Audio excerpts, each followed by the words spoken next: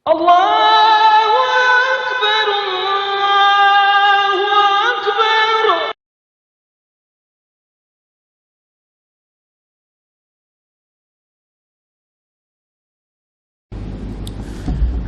Bismillahirrahmanirrahim.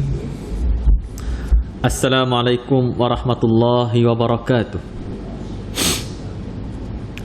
Innal hamdalillah nahmaduhu wa nasta'inuhu wa nastahdihi wa nastaghfiruh wa nu'minu bihi wa natawakkalu alayhi wa na'udzu billahi min shururi anfusina wa min sayyiati a'malina man yahdihillahu fala mudilla lahu wa man yudlil fala hadiyalah. Ashhadu an la ilaha illallah wahdahu la syarikalah wa ashhadu anna Muhammadan abduhu wa rasuluh. Allahumma salli wa sallim wa barik ala sayyidina Muhammad wa ala alihi wa sahbihi wa man tabi'ahum bi ihsanin ila yaumiddin. Rabbana shrah lana sudurana wa yassir lana umurana wahlul 'uqdatam min alsinatina yafqahu aqwalana. Subhanaka la 'ilma lana illa ma 'allamtana innaka antal alimul hakim. Wala haula wala quwwata illa billahil aliyyil azim. Amma ba'd. Yang bersuara Tuan Imam, barisan kepimpinan masjid, barisan ahli jawatan kuasa masjid, tuan-tuan dan puan-puan, sidang jemaah yang dirahmati Allah sekalian, alhamdulillah. Alhamdulillah, syukur kita ke hadrat Allah Subhanahu wa taala kerana pada malam yang penuh barakah ni Allah memberikan kepada kita peluang dan ruang untuk kita sama-sama berada dalam rumah Allah, untuk kita imarahkan dengan solat fardu maghrib secara berjamaah. Dan Allah juga kurniakan kepada kita kesempatan untuk berada dalam satu majlis ilmu. Mudah-mudahan Allah berikan kepada kita kefahaman dalam agama, keampunan atas segala dosa, serta belas kasihan daripada Allah dekat akhirat kelak insya-Allah. Jadi sama-samalah kita memohon kepada Allah, semoga Allah, yang paling penting sekali yang kita nak sekali dalam majlis ilmu ni, tiga perkara ni lah. Yang pertama, kefahaman dalam agama. Sebab kita boleh belajar, kita boleh pergi dekat universiti terkemuka di dunia, tapi malangnya kefahaman tu Allah yang bagi. Allahumma faqihna fid din wa 'allimna at-ta'wil. Nabi doakan kepada Ibnu Abbas radhiyallahu anhuma, Allahumma faqihu fid din wa 'allimhu at-ta'wil. Ya Allah, engkau berikanlah kepada dia kefahaman dalam agama. Jadi kefahaman ni kita kena minta dengan Allah, bukannya dengan usaha semata-mata. Kita, anak kita belajar dekat sekolah yang sama dengan saing dia, belajar dengan guru yang sama dengan saing dia, makan dekat kantin yang sama dengan kawan-kawan dia. Tapi kenapa anak kita ada yang dapat markah 80, ada yang dapat markah 70, ada yang dapat markah kosong, ada yang tak faham, ada yang faham sungguh-sungguh. Sebab apa? Sebab kefahaman tu Allah yang bagi. Kita pelik kadang-kadang, buat apa anak kita ni kita hantar dekat sekolah-sekolah elit dah. Kita hantar, kita ngejah-ngejah dekat JPN sana, masuk dekat sekolah-sekolah yang berprestasi tinggi, SBP, masuk dekat sekolah kluster, masuk dekat sekolah asrama penuh. Tapi kenapa keputusannya berbeza dengan kawan-kawan dia yang lain? Sebab kefahaman tu Allah yang bagi. Kita hanya boleh berusaha untuk belajar, tapi kefahaman tetap milik Allah. Ada orang belajar tinggi-tinggi tapi kefahaman dia kurang. Ada orang yang belajar sikit, faham banyak. Sebab kefahaman tu Allah yang bagi. Jadi dalam majlis ilmu ni, yang pertama sekali kita nak minta adalah kefahaman dalam agama. Dan yang sentiasa kita nak minta dengan Allah, iaitu keampunan atas segala dosa. Seperti mana doa Nabi Allah Adam AS, Rabbana zalamna anfusana. Sebab kita sentiasa melakukan dosa. Dalam hari ni berapa banyak dosa yang kita buat. Rabbana zalamna anfusana wa illam taghfir lana, sekiranya engkau tidak mengampuni kami, wa tarhamna, dan tidak mengasihani kami, belas kasihan. Dua benda ni yang kita nak sama-sama daripada Allah. Keampunan sebab kita sehari-hari kita buat dosa. Pagi tadi, tengah hari tadi, petang tadi, sebelum hari tadi pun ada juga kadang-kadang kita buat dosa. Kan? Lalai sikit daripada Allah, lupa sikit daripada Allah, kita buat dosa. Jadi kita nak minta keampunan daripada Allah daripada sebarang dosa. Dan seterusnya, yang paling kita nak sekali dekat akhirat bukanlah sebuah keadilan, tapi dekat akhirat nanti kita nak belas kasihan. Belas kasihan kita nak. Kita tak nak keadilan. Ke ada tuan-tuan nak keadilan dekat akhirat? Jangan minta. Jangan minta. Kalau kita nakkan keadilan daripada Allah, nescaya kita daripada dulu tak adil. Kita ni daripada awal, daripada kecil lagi tak pernah adil dengan Allah. Bos bayar gaji pada kita, kita kerja sungguh-sungguh. Bos bayar gaji setiap bulan 3,000, 4,000, 5,000, 1,500 ke. Bos kata masuk kerja pukul 8. Pukul 8 kita masuk kerja, 7.30 lagi mari. Betul tak? Kan? Bos bagi gaji pada kita, bos kata masuk pukul 8. Pukul 8 kita masuk, pas cakap pukul 5 baru balik, pukul 5 kita keluar. Oh, hebatnya kita. Hebatnya bos kita. Bagi gaji 3,000 je. Tapi kita dengar kata macam tu sekali. Tapi dengan Allah, apa yang Allah bagi pada kita? Pernah tak kita hitung gaji yang Allah bagi pada kita? Wa in ta'uddu ni'matallahi la tuhsuha. Kalau kita nak hitung satu persatu nikmat Allah, nescaya tak terhitung. Kita boleh adil dengan bos kita, tapi kita tak adil dengan Allah. Allah bagi gaji pada kita banyak. Nak tak? Pernah tak tuan-tuan kira nikmat satu persatu? Rambut, berapa nilai rambut?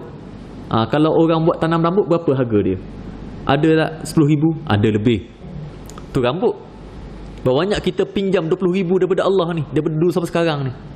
Mata.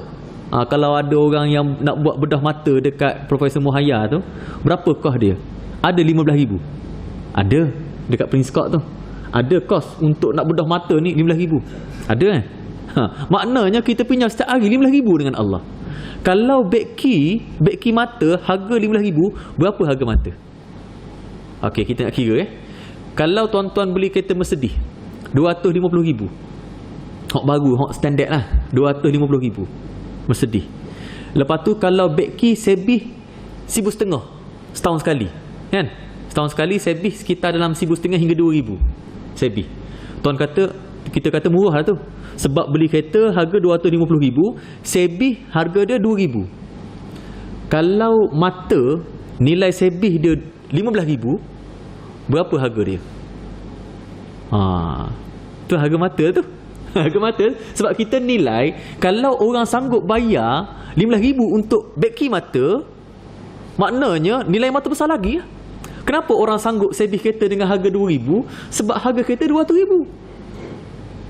Kalau beki mata 15,000, harga mata berapa? Harga kasar-kasar lah. Kasar-kasar. Kereta tu kita pakai 10 tahun je, tapi sanggup belanja 2,000. Mata ni kita pakai semua hidup. Semua hidup kita pakai. Bayangkan berapa harga mata. Buah pinggang. Buah pinggang berapa harga dia? Kalau dekat pasaran gelap, orang main-main je beli 150,000 US dollar. Bersamaan dengan 600,000 ringgit Malaysia. 600,000 lebih. Hampir lebih 600,000. 700,000. Kos keluarkan buah pinggang daripada badan orang 70,000. Kos masukkan buah pinggang, transplant buah pinggang masuk dalam badan yang pesakit ni 70,000. Kos dia dekat dengan hampir 800,000, lebih 800,000 kalau hitung satu-satu. Kenapa orang sanggup beli? Sebab dia tahu nilai buah pinggang tu berapa. Kalaulah beki buah pinggang 800,000, berapa harga buah pinggang? Pernah hitung tak? Lepas tu, wa in ta'uddu ni'matallahi la tuhsuha. Kalau nak hitung satu-satu nikmat Allah, nescaya tak terhitung. Tapi kalau bos kata masuk pukul 8, keluar pukul 5, kita dengar kata, tapi bila Allah kata maghrib pukul 7.30, tak masuk-masuk lagi kita. Bila Allah kata subuh pukul 5.40, tak masuk-masuk lagi kita. Bila Allah kata zuhur pukul 1 suku, tak masuk-masuk lagi kita. Lambat masuk, pukul 4 baru masuk zuhur. Allah kata asar pukul 5.40, pukul 4.45. Nak tunggu masuk asar masuk 4.45. Allah kata masuk kerja pukul 4.45. Tak, kita masuk pukul 6. Allah kata masuk kerja pukul 7.30, 7.31 maghrib ni. Masuk kerja pukul 8, tengok drama dulu habis. Mana besar bos ke Allah. Bos bagi gaji 3,000, kita dengar kata turut kata bos. Tapi bila Allah bagi gaji juta-juta setiap hari, pernah tak kita hitung? Nilai hidung ni berapa ni? Kalau orang beli alat bantuan pernafasan, berapa harga dia? Mesin tu. Allah nak kira satu ustaz. Letihnya ustaz kira satu. Kena kira benda ni. Buat RCT. Root care treatment. Gigi. Pernah tak buat dekat gigi untuk nak beki akar? Untuk dewasa 900. Akar sebutir tu, akar selai tu je. Nak beki akar tu 900. Akar saja, bukan gigi, akar saja. Bawatan gigi ada. Allah, ustaz nak kira sosok. Kira. Sebab apa? Sebab dengan boh kita berkira. Boh kata bayar gaji baru kerja. Tapi dengan Allah bagi setiap hari. Kita ingkar pun Allah bagi lagi. Kita buat maksiat pun Allah bagi lagi. Kita tak dengar kata Allah pun Allah bagi lagi. Sebab tu dekat akhirat nanti kita minta, bukanlah keadilan, ya Allah kasihanilah kami, wa kana bil mu'minina rahima. Tapi Allah bagi syarat, hanyalah orang yang beriman sahaja yang mendapat belas kasihan daripada Allah Subhanahu wa taala. Jadi kita nak belas kasihan daripada Allah. Sebab tu yang membina hubungan kita dengan Allah adalah daripada belas kasihan. Dekat akhirat kita nak hubungan belas kasihan. Sian. Macam saya duduk kat jabat agama, kebanyakan bila mana saya tengok, sebenarnya yang mengikat hubungan suami isteri kekal sampai sekarang adalah belas kasihan, bukan cinta, bukan kasih sayang, tapi belas kasihan. Mikir-mikir, ingat kan anak, sian anak, betul tak? Kan? Bila ada orang mari tempat saya nak cerang, saya kata, kak, cuba tengok muka anak kak, sian tak anak? Oh, tak siap dah. Cegahlah kak. Bila tak ada belas kasihan, cegahlah. Sebab tu dekat dalam pernikahan, wa min ayatihi an khalaqalakum min anfusikum azwajan litaskunu ilaiha, untuk rasa tenang, wa ja'ala bainakum mawaddah, rasa kasih sayang, wa rahmah, dan juga belas kasihan. Rahmah belas kasihan, bukan sayang. Rahmah tu maknanya belas kasihan. Suami pergi kerja pagi, petang, siang, malam, balik rumah buka turun saja pukul 6 petang tu tak nasib, nak marah rasa. Mana nasi abang mah? Buka turun saja tak ada. Cari bini. Nak marah ni rasa. Aku kerja daripada keluar pukul 6 pagi, balik pukul 6 petang. Bila buka turun saja, nasi tak ada. Nak marah ni. Cari bini. Bini tidur dalam bilik. Cari dalam bilik. Tidur. Telenggak gitu tidur. Bila tengok, nak marah ni, nak kejut ni, tengok Allah, wanginya bilik. Bini aku ni dia dah tak Febris. Tengok anak-anak bedok belaka dah, comel belaka, mandi molek. Dengan lantai semua dah siap mop belaka. Lepas tu dengan anak-anak dah mandi, dengan baju dah berlipat, dengan siap langsir semua wangi belaka. Allah, ini bini aku buat kat rumah. Kesiannya dia letih. Betul tak? Kan? Itu yang mengikat. Jadi itulah hubungan kita dengan Allah ni dekat akhirat hanyalah terikat dengan rahim, belas kasihan. Belas kasihan. Sebab ibadat kita sikit sangat je kalau nak dibandingkan dengan nikmat yang Allah bagi pada kita. Allah bagi gaji setiap saat, tapi kita berkhidmat pada Allah berkira masa. Sedangkan duduk dalam bilik air jauh lagi lama daripada duduk dalam masjid. Betul tak? Menurut kajian, orang yang berumur 60 tahun dia telah meluangkan masa dalam bilik air selama 4 tahun. Sebelum subuh bilik air dah 15 minit. Balik subuh masuk lagi bilik air. Pukul 10 masuk lagi bilik air. Pukul 12, pukul 1 masuk lagi bilik air. Nak pergi zuhur. Lepas zuhur balik itu masuk lagi bilik air sebelum nak makan tengah hari. Lepas makan tengah hari masuk lagi bilik air. Sebelum asar masuk lagi bilik air. Lepas asar pukul 6 masuk lagi bilik air. Maghrib nak mandi masuk lagi bilik air. Panah malam-malam masuk lagi bilik air. Sebelum tidur masuk lagi bilik air. Allah lah, banyaknya masuk bilik air. Masuk masjid? Masuk masjid berapa lama? Lepas ni berlari keluar. Lepas isyak ni ni sebab ada majlis ilmu je ni. Tak ada kak? Tak ada. Keluar nak tengok kata berita kan? Berlari keluar kak. Kalau hari Jumaat tu kak tak keluar. Datang masa imam dah barakallahu li walakum fil Qur'anil azim wa nafa'ani wa iyyakum bima fihi minal ayat wa dzikril hakim. Mari masa tu. Tapi masa keluar tu kak, imam bagi salam pertama tu dia berdiri dah. Nak keluar. Nak kata loraknya kita. Tapi bila duduk bilik air pernah lorak tak? Relax lah. Sebab bilik air ada 3 kat rumah kan? Ada 3, ada 4 bilik air. Relax lah. Lama-lama pun tak apa. Siap buat handset lagi, dengan lagu lagi. Relaxnya kita bilik air. Di masjid gelepar nak keluar. Sebab itulah kita ni adil ke tidak dengan Allah. Kenapa kita tak adil dengan Allah? Sebab kita tak kenal Allah. Sebab kita tak kenal Allah. Sebab tu iman ni penting. Iman ni dia mesti satu benda yang mesti dibuktikan. Dan asas kepada iman, dua perkara asas dalam iman kita ni, yang Allah sentiasa sebut dalam Al-Quran, yang Nabi sebut dalam hadis, may yu'minu billah wal yaumil akhir. Barang siapa yang beriman kepada Allah dan hari akhirat. Inilah tonggak kepada iman kita, iaitu beriman kepada Allah dan hari akhirat. Nabi daripada dulu, zaman Nabi Nuh alaihissalam, zaman Nabi Allah Adam alaihissalam, sehinggalah zaman Nabi Muhammad sallallahu alaihi wasallam, dua perkara ni dia bawanya, iaitu beriman kepada Allah dan hari akhirat. Kata Abu Ala Al-Ma'ari, dia kata orang yang beriman kepada hari akhirat ni ada kelebihan dia.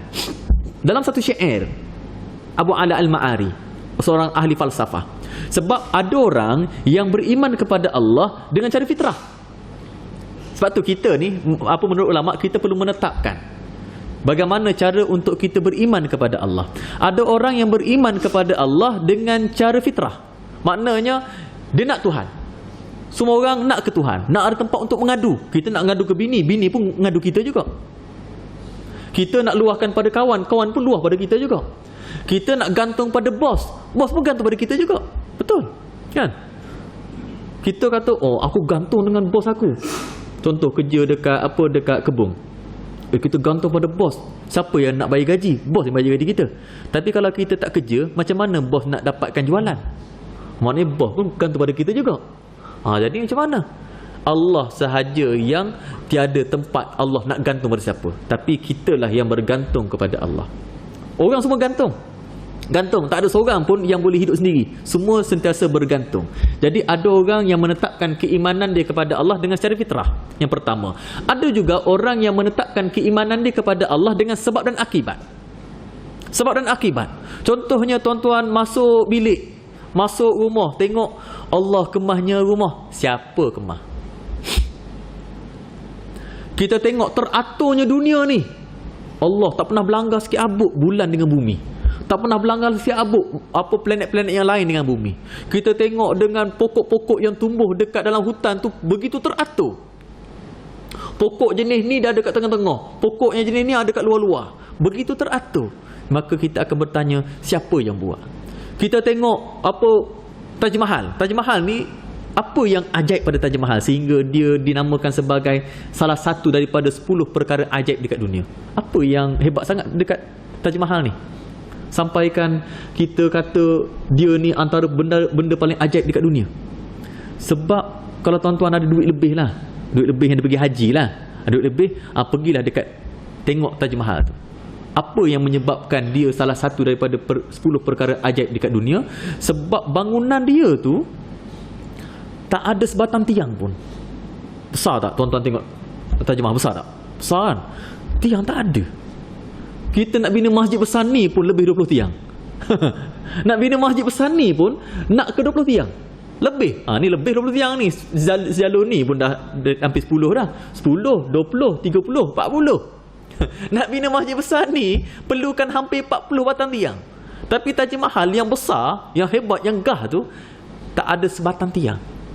Orang kagum dengan bangunan sebesar tu tak ada tiang. Tapi macam mana dengan langit yang tak ada tiang? Itu pun kita kata, siapa yang hebat ni yang cipta, yang buat Taj Mahal, yang bina Taj Mahal ni? Taj Mahal dia bukan hebat pada ukiran, tapi dia hebat pada pembinaan dia. Kalau kita kagum dengan Taj Mahal sehingga dinamakan sebagai antara 10 perkara ajaib dekat dunia, kenapa kita tak kagum tengok langit? Yang Allah dirikan langit tanpa tiang. Kenapa kita tak kagum tengok bumi yang mana dia terapung dekat atas angkasa, tak jatuh pun? Tapi kita kagum dengan ciptaan manusia, sedangkan kita tak kagum dengan ciptaan Allah. Ada orang yang beriman kepada Allah melalui sebab dan akibat. Tapi ada juga orang yang menetapkan keimanan kepada Allah dengan cara kiraan matematik. Ada ke orang beriman kepada Allah dengan cara kira-kira? Ada. Antaranya dalam syair Abu Ala Al-Ma'ari, seorang ahli falsafah. Dia kata dalam syair dia, aku bertanya kepada ahli nujum dan juga doktor. Ahli nujum dan doktor mengatakan bahawa orang yang mati tak akan hidup balik. Betul lah kan? Kita pergi dekat HRPZ itu, tengok orang mati. Tanya pada doktor, doktor boleh tak doktor hidupkan balik? Tak boleh. Ayah kita mati dah. Mati dah. Doktor pun kata okay, takziah diucapkan sebab apa kami tak dapat selamatkan, dah mati dah. Sebab apa mati doktor? Sebab jantung dah berhenti dah. Tak boleh. Doktor ambil jantung saya letak. Boleh hidup balik tak? Boleh tak hidup balik? Tak boleh. Betul lah. Apa doktor dengan ahli nujum kata bahawa orang yang mati takkan boleh hidup balik. Apa kata Abu Ala Al-Ma'ari? Dia kata, kalau betul lah apa yang dia kata, ni Abu Ala Al-Ma'ari ni orang yang beriman kepada hari akhirat. Kalau betul lah apa yang dia kata, maka aku tak ada masalah pun kalau betul tak ada kehidupan sebelum lepas mati. Kalau betul orang yang mati tak boleh hidup balik, aku tak ada masalah. Sebab aku beriman kepada hari akhirat dengan cara kira-kira. Tapi kalau betul ada, kamulah yang bermasalah. Maknanya standby. Standby. Orang kata, contohlah nak pergi Mekah ni. Nak pergi Mekah ni. Kita pun katalah, tak apa, jangan risau, dekat apa kita pun nak keluar untuk nak pergi dekat Mina, nak pergi dekat Arafah semua tu kan. Standby. Orang kata, tak payah, jangan risaulah. Sebab dekat apa, tak payahlah bawa botol-botol, nak kecing dekat anak botol ke apa, jangan risau, tanah ada. Kita pun beriman. Kita buat kira-kira. Kalau tanah tak ada, kita buat botol siap-siap. Kalau contoh betul tandah ada, botol buanglah. Kerana tapi kalau tandah tak ada, siapa yang bagus? Siapa yang beruntung? Orang yang bawa botol ke orang yang tak bawa botol? Kena standby ni, takut-takut tempat tidur tak ada. Kena standby juga ni. Dengan apa, kena standby dengan physical mental kita. Kalau tandah tak ada, macam mana nak pakai pampers ke apa ke, standby. Ada orang naik kereta. Sekarang ni orang trend orang naik kereta balik kampung dengan jam ni, orang pakai pampers. Trend sekarang. Sebab apa? Sebab R&R penuh. Yang betul, R&R penuh. Kalau tuan-tuan pergi dekat R&R penuh. Kita ni standby bawa pampers. Orang sebelah kita, alah, R&R banyak, tandah banyak. Tak apalah, tak payah. Apa bila pergi tu R&R penuh, tandah penuh belaka. Siapa untung? Orang yang bawa pampers ke orang yang tak bawa pampers? Bawa pampers Jadi kalau contoh R&R kosong, pampers buang lah. Simpan je lah. Tapi kalau R&R penuh, siapa yang untung? Macam itulah orang yang beriman kepada hari akhirat. Kalau kita beriman kepada hari akhirat, contoh, lepas kita mati tak ada hari kiamat. Contoh, ada masalah ke? Tak ada masalah. Sebab kita beriman setara mana sekalipun, mati juga. Kalau kita tak beriman macam mana sekalipun, mati juga. Kerana ke orang yang beriman dia hidup lama, ataupun orang yang tak beriman ni dia hidup lagi lama daripada orang yang beriman? Tak. Mati juga. Orang yang beriman mati, orang yang tak beriman mati. Orang kafir mati, orang Islam mati. Mati belaka. Cuma bezanya kalau ada, selok dia. Tapi kalau tak ada masalah. Mati belaka tu kan. Jadi ada juga orang dia tetapkan keimanan ni dengan cara berkira-kira. Kira-kira. Jadi tuan-tuan jangan risau. Kita yang beriman kepada hari akhirat takkan pernah rugi. Kalau tak ada masalah. Kalau ada, alhamdulillah. Tapi adalah. Kita beriman tu sebab adalah. Sebab ada hari akhirat. Sebab apa? Sebab apa? Sebab disampaikan oleh Nabi-Nabi Allah. Jadi saya nak kongsikan tentang Allah itu ada. Dalam satu buku yang dikarang oleh Dr. Yusuf Al-Qaradawi. Buku dia Al-Iman wal Hayah, karangan Dr. Yusuf Al-Qaradawi. Satu buku yang sangat-sangat baguslah. Sebab dia terangkan iman dan akidah dalam bentuk yang bukan macam kitab. Kalau tuan-tuan ada duit lebih, harganya lebih kurang RM25, RM24 itu. Boleh beli dekat Ja'far Awas ke. Iman dan kehidupan. Terjemahan dia iman dan kehidupan. Ataupun Al-Iman wal Hayah. Al-Iman wal Hayah, buku dia warna hijau.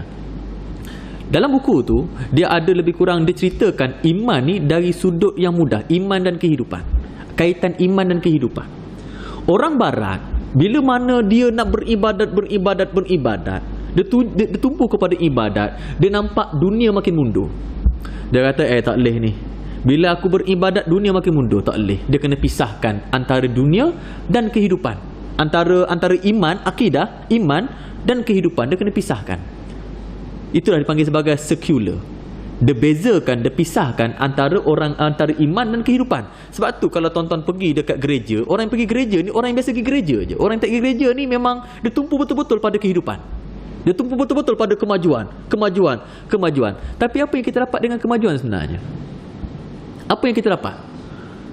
Masa dulu kerja, zaman dulu kerja, ada ke gangguan masa hari cuti?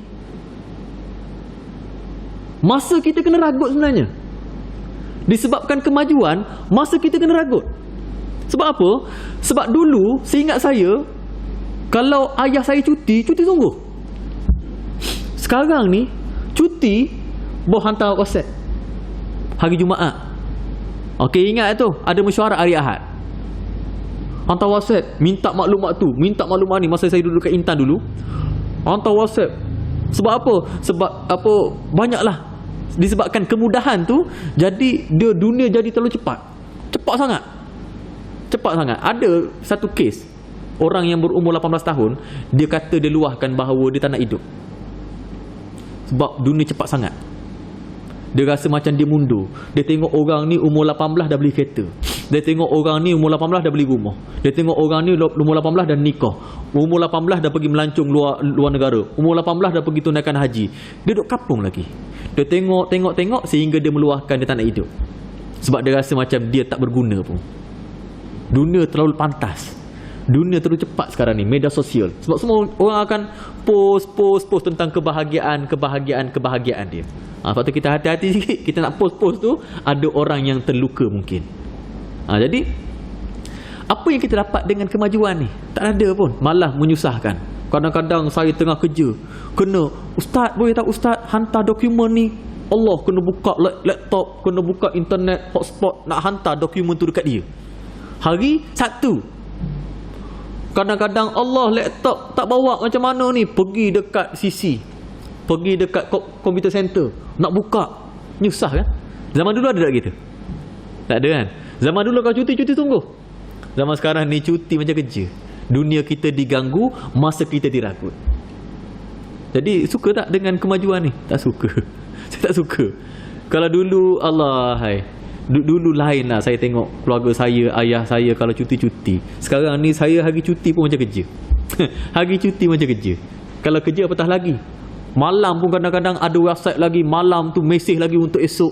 Allahu Akbar.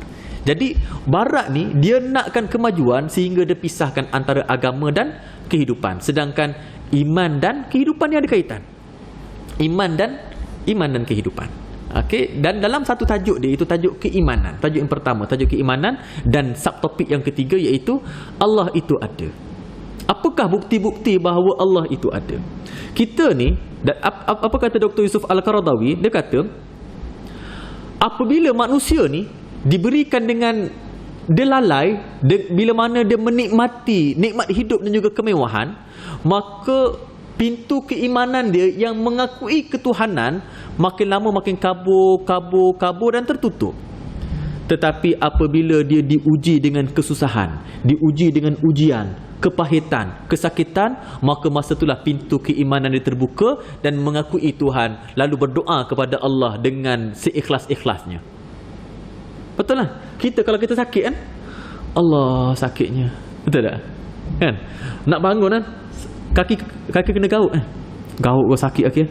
Nak bangun tu, Allah. Betul tak? Ingat. Tapi masa sihat, lompat-lompat, joget-joget, ingat tak Allah masa tu? Mana ada orang ingat Allah masa tu? Masa nak makan, oh sedapnya. Masa pergi restoran, makan, order, mukbang apa semua tu. Oh sedapnya. Tapi masa sakit perut, tak nak makan, Allah nak makan pun tak boleh. Allah sakitnya gigi, baru bunyi Allah. Masa makan banyak tu, masa nikmat banyak tu, lupa pada Allah, tak ingat langsung pada Allah, tertutup. Bila Allah uji sikit, barulah terbuka pintu hati dia. Allah sebut dalam Al-Quran dalam surah Yunus ayat yang ke-21 dan juga 22.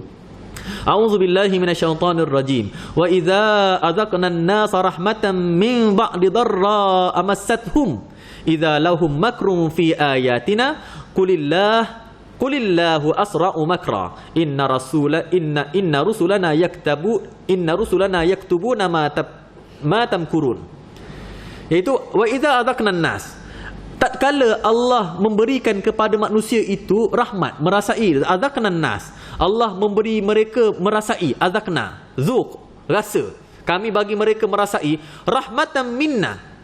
rahmatan min ba'di darra. Allah bagi mereka merasai rahmat, nikmat sesudah ditimpa dengan mudarat. Macam kita Covid dululah. Masa Covid dulu, Allah. Sekarang dia tak. Dulu kata, kenapa kerajaan tutup masjid? Sepatutnya bila kita kena uji, kita kena lebih dekat dengan masjid. Mana orang tu sekarang? Mana orang yang cakap macam tu sekarang tu? Mana orang yang kata nak pergi solat Jumaat? Bapa ni solat Jumaat hanya 7 orang saja. Kenapa 40 orang saja? Macam mana kami ahli-ahli mukim yang lain ni? Mana orang tu sekarang? Allah kata wa idza azaqna an-nasa rahmatan min ba'di darra. Dan tatkala apabila kami bagi mereka merasai nikmat, rahmat selepas kami timpakan kepada mereka mudarat. Sama macam masa Covid dulu. Masa Covid Allah sekat. Sekarang ni dah bebas sungguh. Massathum idza lahum makrun fi ayatina. Mereka dengan serta-merta melakukan rancangan mereka dengan menentang keterangan-keterangan Allah. Betul. Allah kata ni pada 1400 tahun yang lepas. Tapi baru berlaku 2-3 tahun lepas. 2 tahun lepas. Dulu. Betul tak? Allah kata benda yang lepas, tapi banyak dah berlaku sebelum tu. Masa kita sakit gak, ingat Allah. Sihat gak, lompat selalu dia. Dia lain. Masa sakit gak, masa apa, ada satu kes. Masa tahun 2016 ni saya ngajar di sebuah masjid dekat Tumpat. Bukan masjid lah, lebih pada masjid iktikaf di Tumpat. Ada seorang lelaki ni baiklah dia susun selipar dekat luar masjid itu, dia nyapu. Lepas habis kuliah tu, lepas solat isyak saya tanyalah, Allah baguslah dia. Sebab dia mari lagi awal saya. Saya mari awal dah. Dia mari awal lagi. Bila tanya rupa-rupanya dia tu kena AIDS. Dia ada AIDS. Dan doktor kata dia akan mati dalam masa 5 bulan. Umur dia setakat 5 bulan je. Dia pun Allah marilah masjid. Mari sungguh masjid. Tapi lepas tu saya mari lagi kuliah. Sebab setakat saya tu lebih kurang 3 kali saya pergi tempat tu. Lebih kurang 3 kali. Tapi tak adalah sebulan tak lah. Lepas tu 6 bulan pula pergi. Carilah orang tu, tak ada dah. Kita mikir mati dah lah dia. Apa? Hidup lagi dia. Lepas daripada 5 bulan tu tak mati-mati. Tunggu masuk bulan yang ke-6 tak mati tu gak. Dia melompat terus pergi keluar.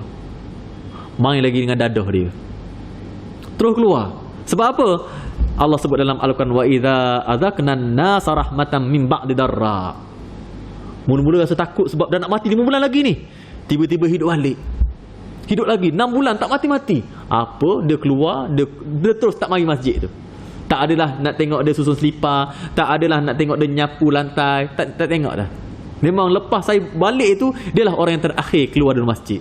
Tapi lepas tu tak nampak batang hidung. Sebenarnya saya harap sangat dia mati masa tu. Sebab mati dalam keadaan baik lah. Tapi dia pilih untuk keluar daripada kehidupan tu dan teruskan dengan kehidupan lama dia. Sebab apa? Allah dah tunjukkan bukti-bukti. Yang ni berlaku sebelum Covid. Lepas Covid ni sama juga berlaku benda yang sama, tapi bukan berlaku pada seorang, tapi berlaku pada satu negara. Tapi mana orang yang dulu memperjuangkan benda-benda macam tu? Mana dia sekarang? Tak ada dah, dia lompat sekarang ni. Lompat pergi ikut dia. Dan Allah sebut dekat dalam Al-Quran ayat yang ke-22, huwallazi yusayyirukum fil barri wal bahr. Dialah Allah yang memperjalankan kamu dekat daratan dan lautan.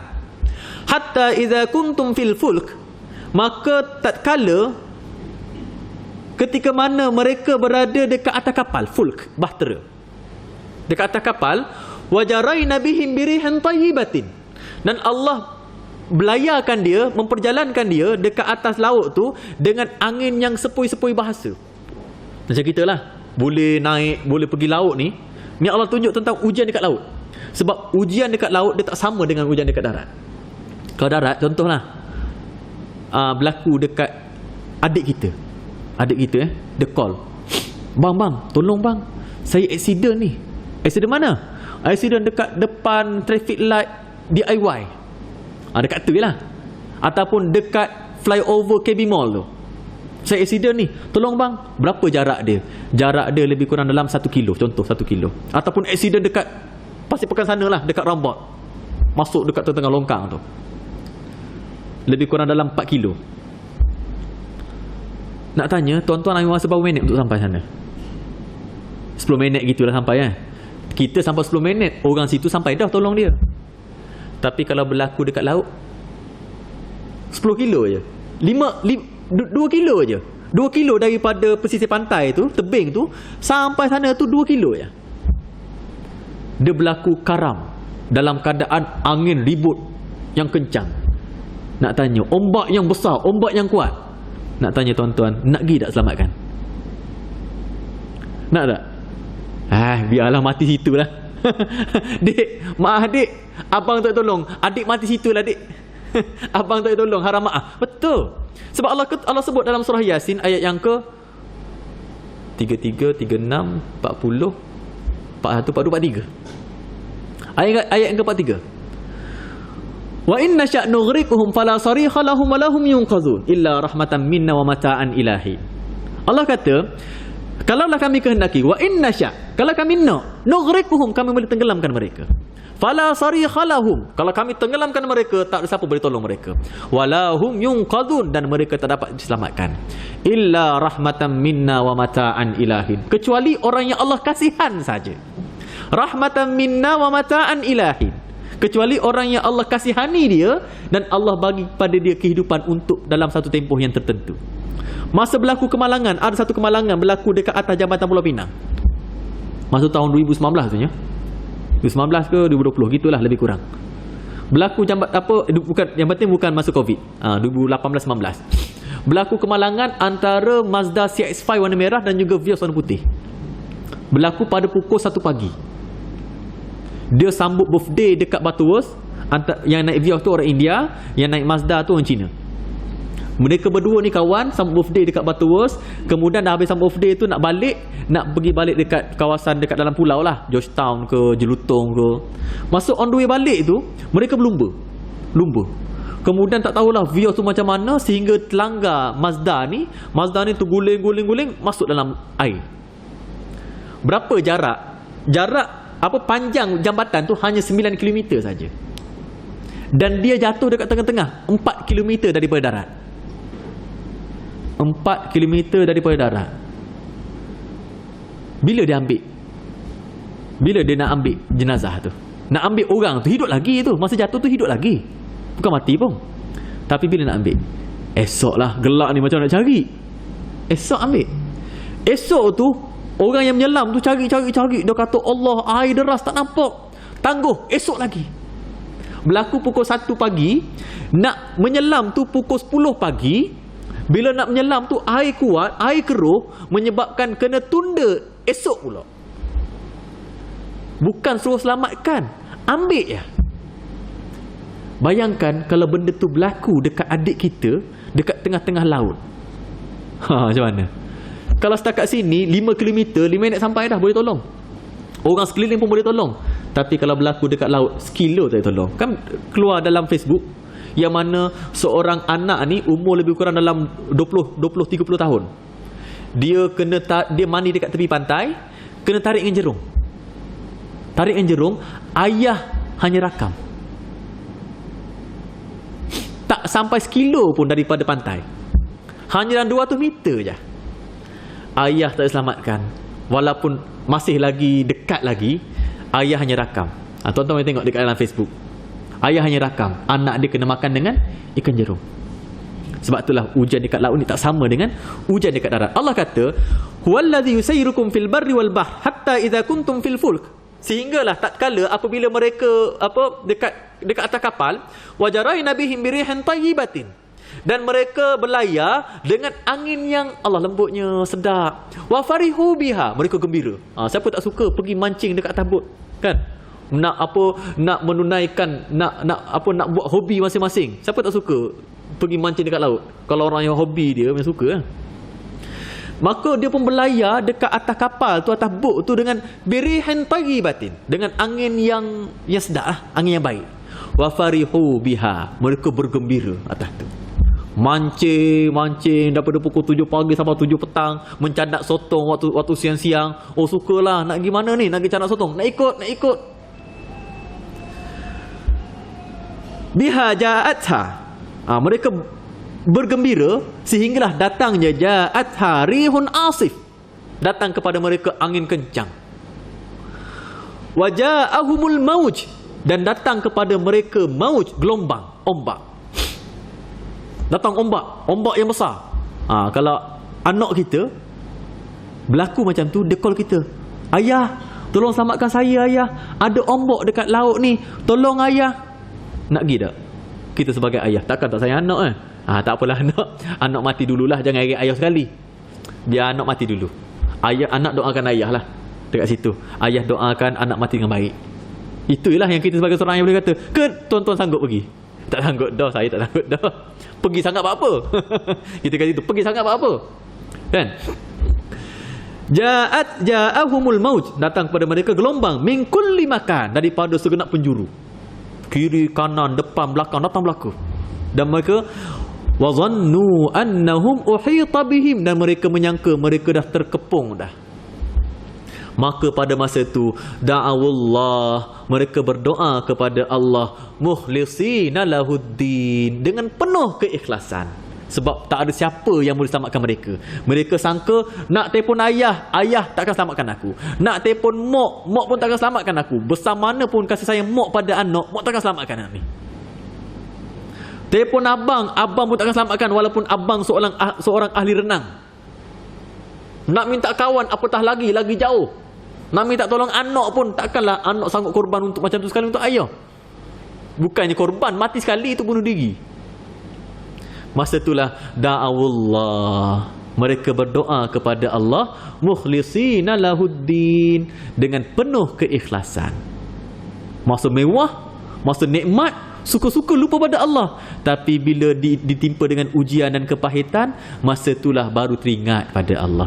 Da'awullaha mukhlisina lahuddin, mereka berdoa kepada Allah dengan ikhlas. Apa doa dia? La in anjaitana min hadhihi, ya Allah, ya Tuhan kami, sekiranya Engkau selamatkan kami daripada ujian ni, lanakunanna minasyakirin, nescaya kami akan jadi orang yang bersyukur. Tengok, pernah berlaku, saya rasa dalam tahun 2020 rasanya, saya lupa ke 2000, masa PKPB rasanya, masa PKPB bulan 7, bulan 8 gitu. PKPB atau PKPP, sebab masa tu dah boleh kuliah maghrib. Saya masa tu duduk dekat Pasir Mah, nak pergi kuliah maghrib di Tawang Bacok.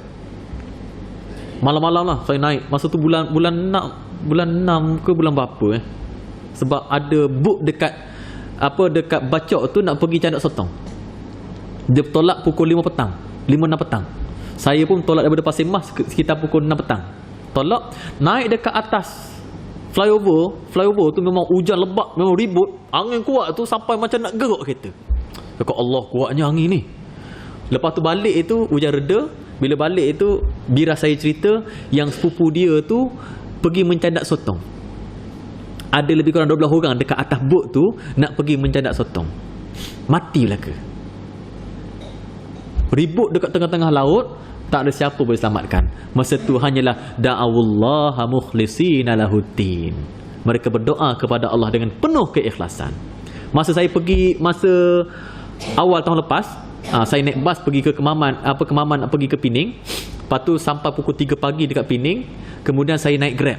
Naik Grab tu saya bual lah. Saya berbual dengan pemandu Grab. Berbual, rupa-rupanya dia merupakan dia merupakan adik kepada salah seorang mangsa. Rasanya abang dia tu hidup, sebab daripada 12 orang tu hidup. Seorang 2 orang je hidup yang selamat. Yang lain mati belaka. Daripada 12 orang tu, seorang 2 yang selamat rasanya. Tapi dia salah seorang adik daripada salah seorang mangsa tu. Bila saya mikir balik, oh, inilah doa dia. Bila saya baca ayat ni, mungkin inilah yang didoakan oleh orang yang bila mana dalam kesusahan. La in anjaitana, dia rasa apa, wa zannu annahum uhita bihi, mereka rasa mereka dah terkepung dah. Tak ada siapa boleh selamatkan mereka. Masa itulah baru teringat ke Allah. Da'awullaha mukhlisina lahuddin, la in anjaitana min hadhihi lanakunanna minasyakirin. Ya Allah, ya Tuhan kami, kalau Engkau selamatkan kami daripada ni je, lanakunanna minasyakirin, nescaya kami akan jadi orang yang bersyukur. Berlaku masa tsunami dekat Aceh tahun 2006. Tsunami besar dekat Aceh. Kalau tuan-tuan ada rezeki nak pergi dekat masjid yang selamat dekat Aceh, kan? Masa tsunami tu masjid tu tak ada degi sikit abu. Masjid tu selamat. Orang berlindung dekat masjid tu. Tapi ada seorang anak ni, dia minta izin dengan mak dia untuk pergi ke laut. Pergi ke laut. Kemudian masa berlaku tsunami tu, dia hanyut sekali dengan air. Dia hanyut sekali dengan air. Memang dia kata dia doa pada Allah. Dia sekarang ni kalau tuan-tuan pergi dekat masjid tu, dia salah seorang yang berkhidmat sampai mati lah kot mungkin dekat masjid tu. Tuan-tuan suruhlah tunjuk parut dia. Sebab masa tu dia doa sungguh-sungguh, kalau Allah selamatkan aku jadi orang bersyukur. Masa tu bila mana tsunami melanda, tsunami itu dihentam habis semua bangunan. Ada bangunan yang tanggal habis bumbung-bumbung tu, sehingga kan tiang-tiang ni keluarkan konkrit, besi BRC tu, besi konkrit besar tu. Dia doa pada Allah. Macam mana Allah selamatkan dia? Di masa dia hanyut tu, badan dia tertusuk dengan besi tu, sangkut dekat tiang tu. Hidup lah sampai sekarang. Dia hanyut bawa air dengan tsunami yang laju tu. Kebetulan bangunan tu dah bumbung dah habis dah. Ada besi sangkut. Ada besi tu terkeluar, besi konkrit terkeluar. Nak jadi cerita Allah nak selamatkan dia. Nak selamatkan dia, mungkin inilah doa dia. La in anjaitana min hadhi lanakunanna minasyakirin. Ya Allah, kalau kau selamatkan aku, ya Allah, aku akan jadi hamba yang bersyukur. Tersangkut situ dan tergantung situ selama lebih sehari. Tergantung situ, tunggu orang ambil dia. Dengan badan dia tersusuk tembuh perut dia. Dan bila mana ambil dia, dan sekarang dia salah seorang yang berkhidmat di masjid tu. Tuan-tuan ada duit lebih sikit kat, gilah. Pergi tengok masjid tu, jumpalah dengan orang tu, apa pengalaman dia, perasaan dia masa tu. Tuan-tuan akan teringatlah ayat ni. Surah Yunus ayat yang ke-22. Tuan-tuan akan teringat ayat ni. Sebab apa? Betul apa yang Allah kata dekat dalam Al-Quran yang 1400 tahun yang lepas, bahawa Allah itu ada. Tapi kita ni rasa Allah itu ada masa susah je, tak rasa Allah itu ada masa senang. Allah bagi nikmat, kita rasa bahawa kita usaha. Allah bagi kaya, kita rasa kita macam bijak. Allah bagi kita duit banyak, kita rasa macam bisnes kita yang, marketing kita yang cantik, sale kita yang baik, kita punya networking kita kata ini rezeki aku dapat ni sebab networking aku, sale aku, marketing aku. Tapi tak tahu bahawa segala rezeki itu Allah yang bagi belaka. Masa susah baru teringat, ya Allah, susahnya aku.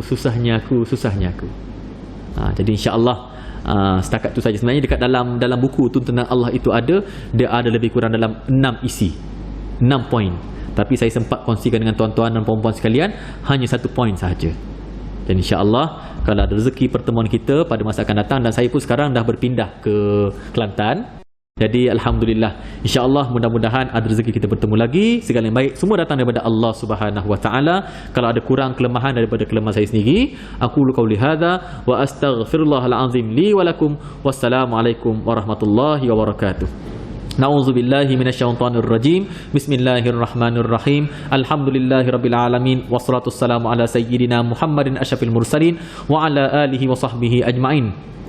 Allahumma arhamna bil Qur'an waj'alhu lana imama wa nuran wa hudan wa rahmah. Allahumma dzakirna minhuma nusina wa 'allimna minhuma jahilna warzuqna tilawatahu ana al-laili wa atrafan nahar waj'alhu lana hujjatan ya rabbal alamin. Allahumma ja'al jam'ana hadza jam'an marhuma wa tafarruqna min ba'dihi tafarruqan ma'suma. ولا تجعل اللهم فينا ولا معنا ولا من يتبعنا شقيا ولا مطرودا ولا محروما. ربنا آتنا في الدنيا حسنة وفي الآخرة حسنة وقنا عذاب النار. وصلى الله على سيدنا محمد وعلى آله وصحبه وسلم والحمد لله رب العالمين. تقبل الله منكم. السلام عليكم ورحمة الله وبركاته.